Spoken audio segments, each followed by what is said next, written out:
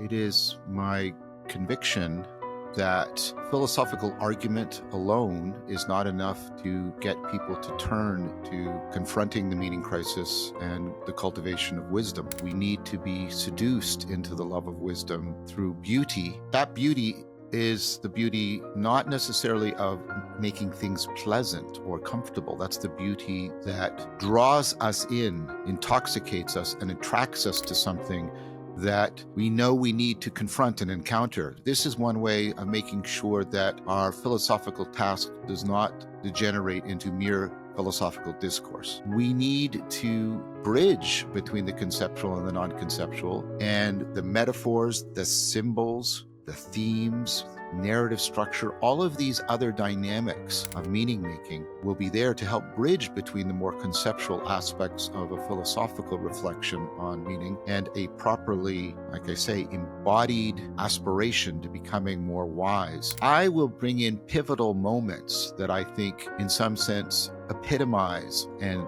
portend the book as a whole, the work as a whole, and try to articulate some of the symbolic poesis that's going on there, the attempt to make sense and do that not just conceptually but symbolically in a profound sense of that.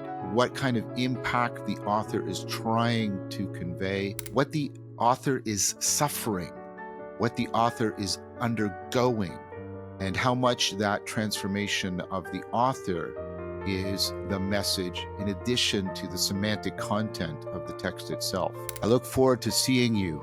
We journey together in the literature of the meaning crisis. First class will be April the 29th at 10 a.m. Eastern Time. All the information you need for joining the course will be found in the notes to this video.